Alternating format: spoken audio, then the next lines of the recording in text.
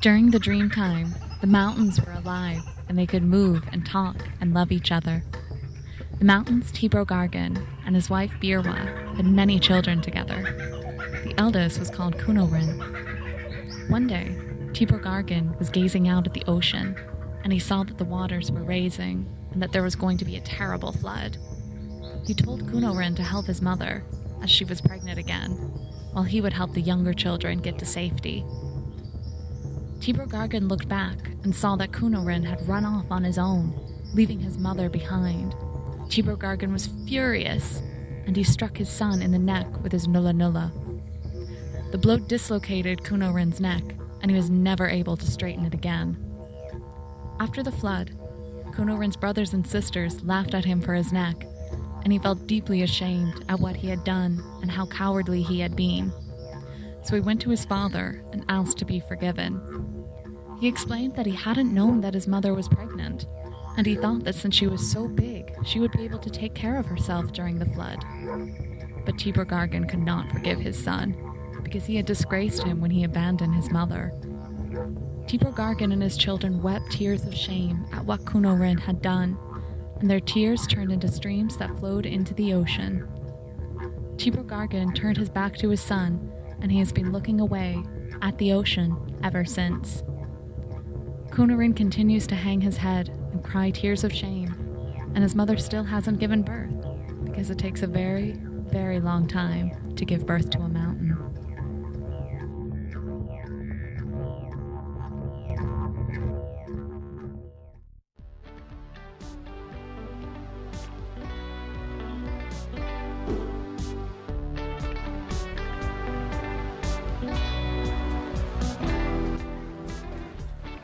Hi everyone, and welcome to this video. Let me take you with me and my friends on a day trip to the Glasshouse Mountains National Park. If like us you're a wildlife lover and have a passion for hiking, this place is for you.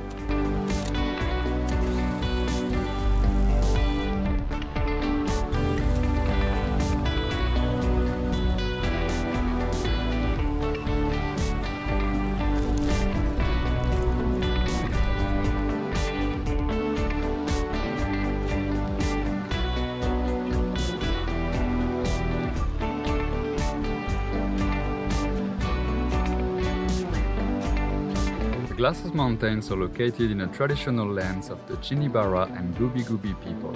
You heard the legend about the mountains in the introduction. If you live from Brisbane, it is less than a 1-hour drive north, around 70 kilometers, or 35 minutes drive south of the Sunshine Coast.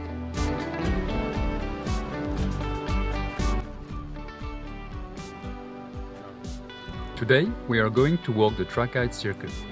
This is a loop, and it will take you on an easy flat walk through the forest and heathland for approximately 2 hours and a half, 6 kilometers return.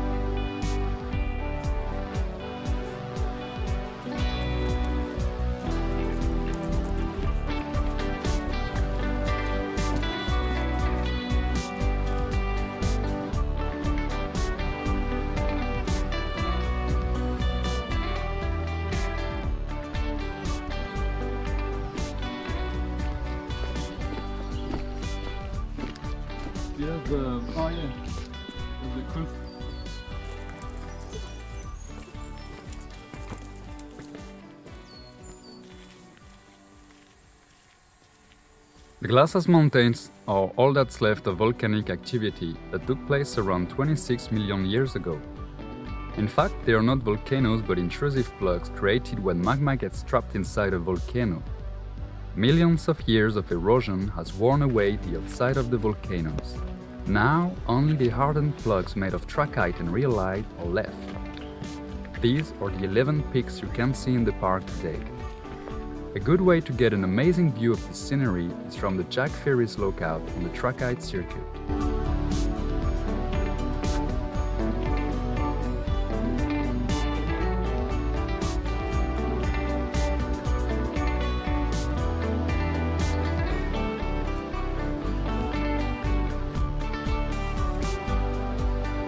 The park has diverse terrain, from steep rocky slopes to swampy lands by the coast. This allows many different types of plants and trees to grow here, such as pine trees and banksia.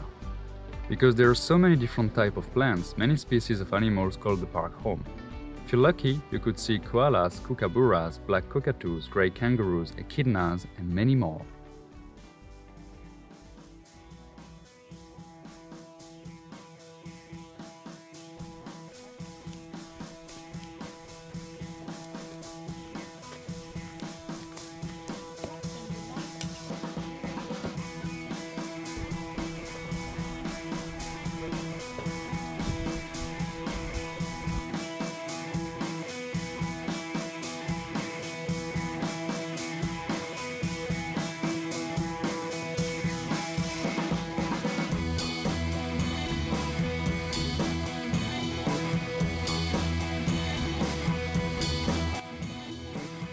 The traditional names of the mountains are very old, and you might ask yourself, why is this place called Glass House Mountains?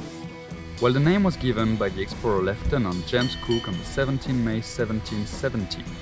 The peaks reminded him of the glass furnaces in his home county of Yorkshire in England.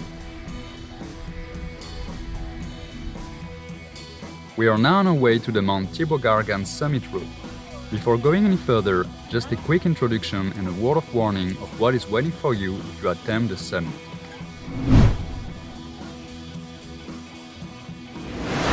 Mount Tibrogargan and Mount Birwa are both considered the most treacherous and dangerous hikes in the park.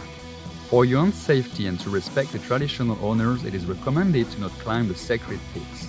But if you attempt to reach the summit, be aware that it takes around 4 hours return. Due to the steepness, you will be climbing more than hiking, and there are many zones with a high risk of rockfalls. Make sure to be prepared and start early in the day, and climb only when conditions are clear and the trail is dry. The park is unfortunately notorious for having 10 times more vertical rescues than any other park in Queensland. More than 100 people have been rescued in the past 2 years.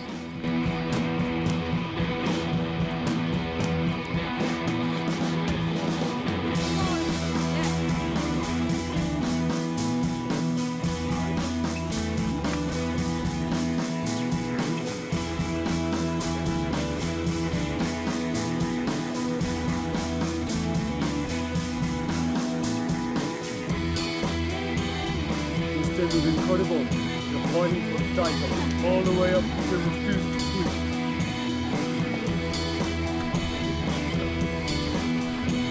to do what?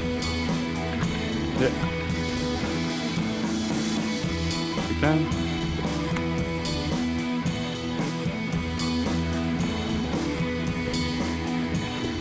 The first section of the summit route is very loose and unstable until you reach the no waiting zone.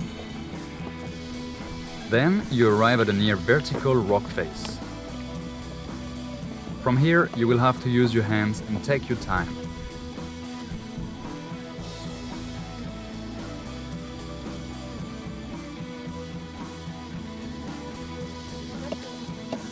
If it's too difficult for you and you feel uncomfortable with the climbing, feel free to renounce. It's better to be safe than sorry. This is really hard. No, I just want to have a good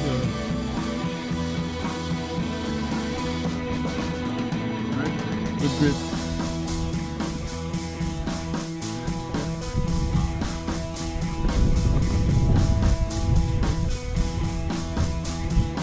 Is it good?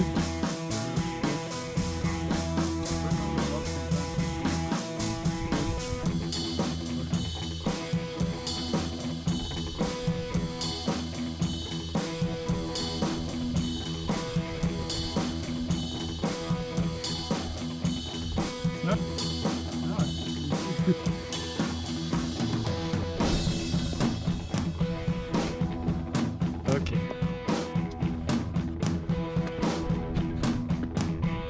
The girls decided to enjoy the view from the bottom part of the climbing section, which is a fair and respectable decision.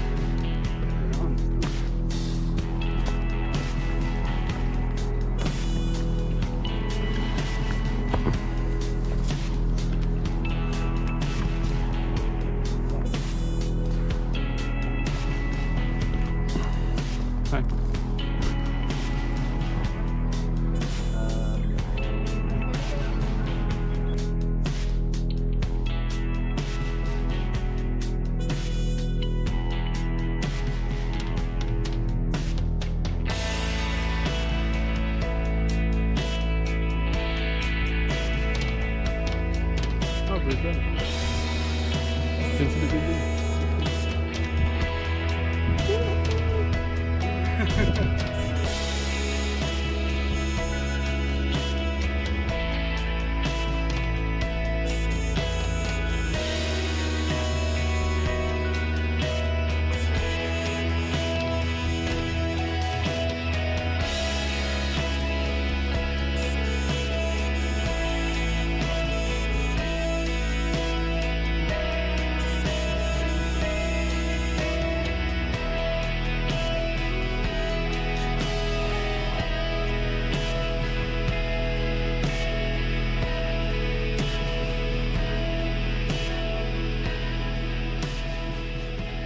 Thank you for watching, and have fun exploring Australia.